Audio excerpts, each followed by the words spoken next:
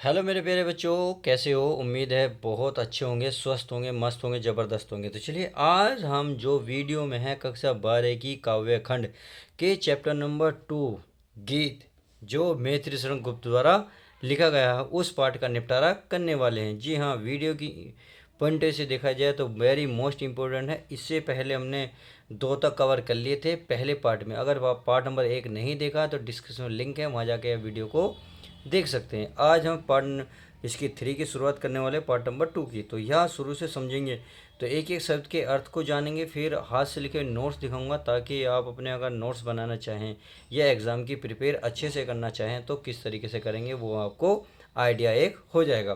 तो चलिए शुरुआत करते हैं, समझते हैं एक एक सवाल को।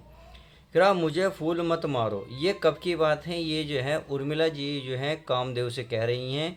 यानी कि कामदेव, जो ये कहा जाता है कामदेव के हाथ में फूल वाला बाण होता है, तो उन्हीं की बात करें। मुझे फूल मत मारो यानी कि मुझे फूल वाले बाण मत मारो, हे प्रभु मुझे जो फूल बरसा रहे हो तुम बाणों से, उसे मत मारो। मैं अबला बाला, मैं अबला, अबला माने होता बालहीन, यानी कि बलहीन। बाला, बाला माने बच्ची हूँ।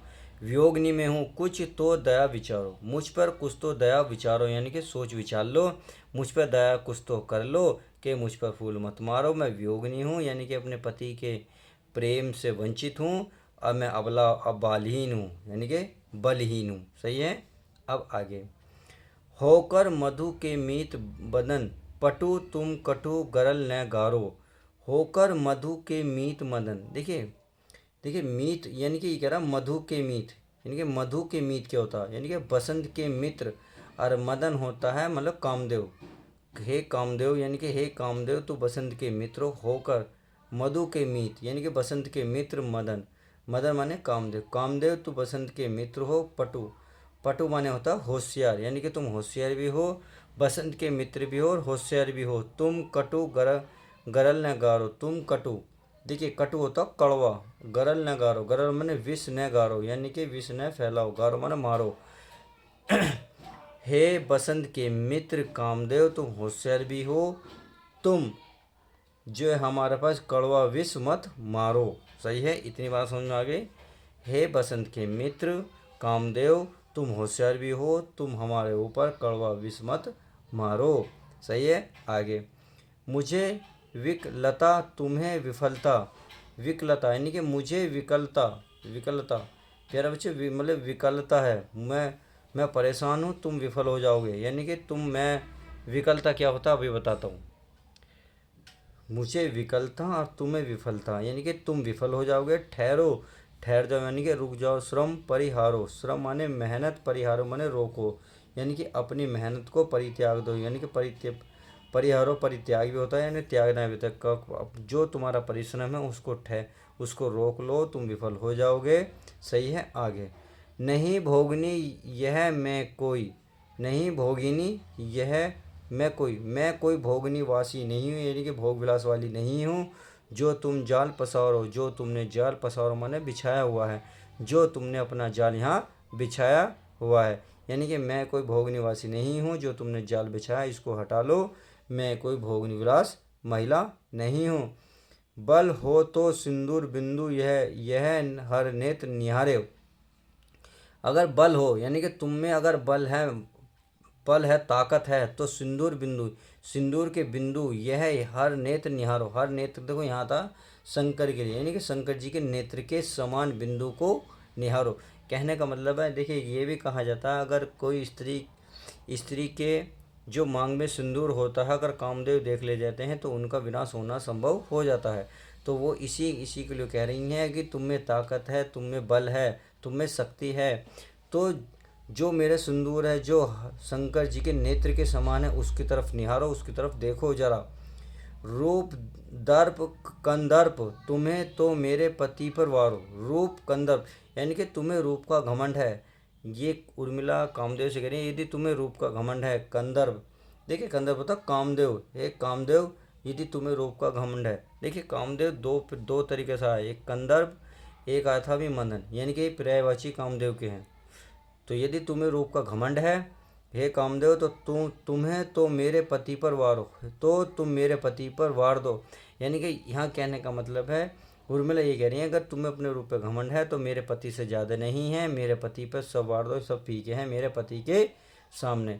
लो यह मेरी चरण धूल उस रीति के सिर पर क्या धारो। इसका मतलब है लो यह मेरे चरण की धूल। और रीति रति होती है मतलब कामदेव की पत्नी। यदि कामदेव की पत्नी यानी कि तुम्हारी पत्नी ज़्यादा ही सुंदर है, ज़्यादा ही रूप वाली है, तो ये लो मेरे चरण धूल ही, यानी कि चरण की धूल लो और उसके सिर पर धारो, यानी कि उसके सिर पर उड़ा दो या उसके सिर पर फेर दो। आई होप इतनी बात समझ गए होंगे। अब चलिए इसको हम हाथ से लिखे नोट्स को किस तरीके से लिखना है वो दिखा देता हूँ। तो चलिए आपको क्या करना है, शुरू के 2 या 3 शब्द लिखने हैं, लास्ट में 2-3 शब्द, बीच में डैश डैश कर देना। संदर्भ आपका पूर्ववर्ती रहेगा, उसमें कोई चेंज नहीं होना। व्याख्या देख लेते हैं। उर्मिला कामदेव से प्रार्थना करती हैं कि हे कामदेव तुम मुझे अपने पुष्प बाणों से घायल मत करो, क्योंकि मैं तो वह बालहीन युवती हूँ जो विरहिणी हूँ। इसलिए कुछ तो दया करके सोचो समझो, तुम वसंत के मित्रों और चतुर हो, इसलिए मुझ पर काम रूपी विष की वर्षा मत करो।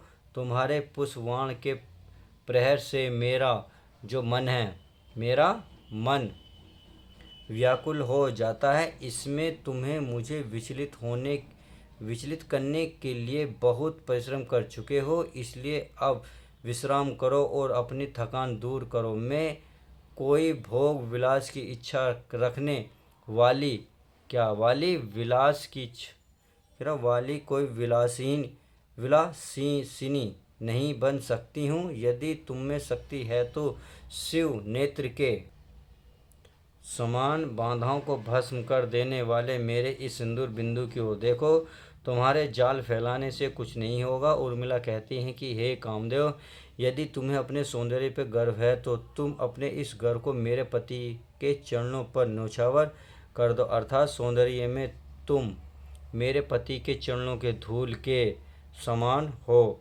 यदि तुम्हें इस बात का घमंड है कि तुम्हारी स्त्री रति अत्यंत सुंदर है, तो तुम मेरे चरणों की धूल को रति के चरणों पर रख दो, अर्थात तुम मुझे विचलित करने में कभी सफल नहीं हो सके। तो आई होप इतनी बात समझ गए होंगे।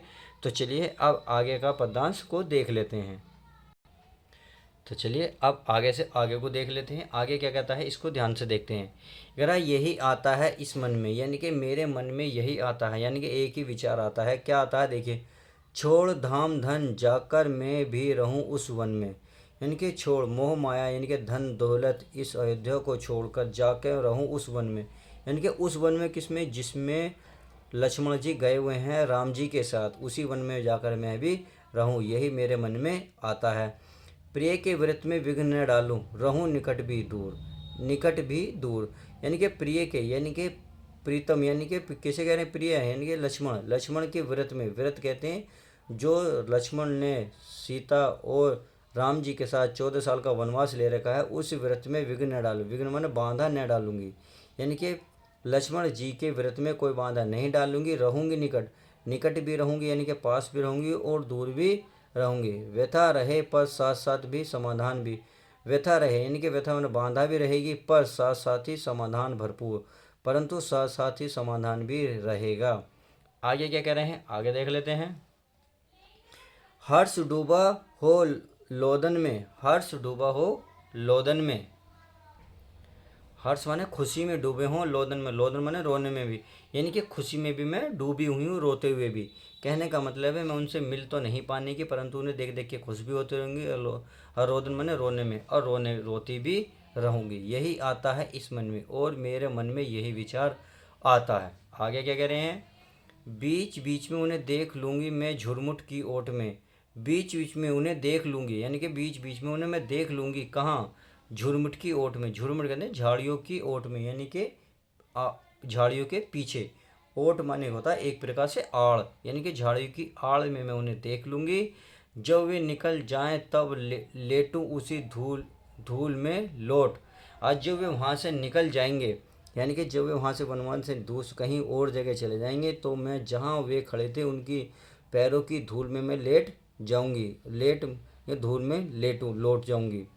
रहे रत वे निज साधन में, रहें रत वे निज साधन में, और वे अपने निज माने अपने साधन में, अपने ही अपने काम में वे लगे रहें। यही आता है इस मन में, और यही विचार मेरे मन में आता है। आगे देखते हैं। आगे कह रहा है जाति जाति गाती गाती कह जाऊं यह बात, यानी कि जाति जाति और गा गा कर मैं बस यही कहती जा रही हूँ, यानी कि कहती जा रही हूँ कि धन के पीछे जन, धन माने माया के पीछे, जन माने व्यक्ति, जगती में उचित नहीं उत्पात, उत्पात कहते हैं झगड़ा, संघर्ष नहीं करना चाहिए। और जगती माने संसार में उचित संघर्ष नहीं करना चाहिए। धन के पीछे, हे संसार के लोगों, धन के पीछे झगड़ा नहीं, झगड़ा उचित नहीं है या संघर्ष उचित नहीं है। प्रेम की ही जय जीवन में, और प्रेम की ही इस जीवन में जयकार होती है, और बाकी कुछ नहीं है, सब मोहमाया है। तो प्रेम करते रहो, यही आता है इस मन में, और मेरे मन में यही विचार आता है। आई होप इतनी बात समझ गए होंगे। तो चलिए, अगर वीडियो अच्छी लग रही तो प्लीज़ वीडियो को लाइक कर दो, शेयर कर दो। अब चलिए नोट्स को देख लेते हैं। आगे देखते हैं। ये कहना है देखिए यही आता है, आपको डडेस कर देना है, फिर आपको इस मन में, सही है। संदर्भ आपका पूर्ववर्ती रहेगा। जैसे व्याख्या, व्योगिनी उर्मिला कहती है कि मेरे मन में यह विचार आता है कि मैं अपना घर आंगन सब त्याग करके मैं भी उस जंगल में जाकर निवास करूं जहां मेरे प्रेतम रह रहे हैं। वह कहती हैं कि मैं वहां जाकर अपने प्रेतम के लक्ष्य में कोई भी बाधा नहीं डालूंगी। इस प्रकार मैं उनके निकट भी रहूंगी और दूर भी रहूंगी। जंगल में मेरे मन में दुख भी व्याप्त रहेगा, पर साथ ही साथ मेरे विरह के दुख के समाधान मेरे प्रीतम भी वहीं रहेंगे। उर्मिला को अपने अपने प्रिय से दूर रहकर उनको न पा सकने के दुख में रोते रहना स्वीकार है, पर वह उन्हें अपनी आंखों से दूर नहीं जाने देना चाहती। उर्मिला कहती हैं कि वन में रहने के क्रम में मैं बीच बीच में पेड़ पौधों की आड़ लेकर अपने प्रीतम को देखकर अपनी आंखों की प्यास को तृप्त कर लूँगी, और जब वह उस स्थान को छोड़कर चले जाएंगे तो मैं वहाँ की धूल मिट्टी में लौटकर उनके साथ होने का सुख प्राप्त कर लूँगी। आगे उर्मिला कहती हैं कि मेरा मन कहता है कि मैं जाते जाते और गाते गाते यही संदेश दे जाऊं कि इस संसार में धन और वैभव की प्राप्ति के लिए संघर्ष करना तथा एक दूसरे को मारना काटना सर्वदा अनुचित है। मानव जीवन में सदा से प्रेम की ही जीत होती है। आई होप इतनी बात समझ गए होंगे। अब काव्य सौंदर्य को अच्छे से देख लेते हैं। अगर काव्य के सौंदर्य की बात करूं, भाषा में खड़ी बोली है खड़ी बोली, अगर शैली की बात करूं मुक्तक, छंद है गेयपद, गुण है माधुर्य, सब शक्ति लक्षण है व्यंजना। अलंकार की बात करें विरोधाभास, पुनरुक्ति, प्रकाश और अनुप्रास। तो आई होप आज ये इस वीडियो में गीत चैप्टर मैंने अच्छे से बहुत कवर कर दिया है, अच्छे से कवर किया है, कंप्लीट करा है। तो चलिए मिलते हैं नेक्स्ट वीडियो में नेक्स्ट चैप्टर के साथ। जब तक के लिए तो good bye, take care, love you guys. Video पसंद है तो लाइक और शेयर करना ना भूलें, और हाँ चैनल पर नहीं हो तो चैनल को सब्सक्राइब करें। चलिए मिलते हैं किसी और नेक्स्ट वीडियो के साथ।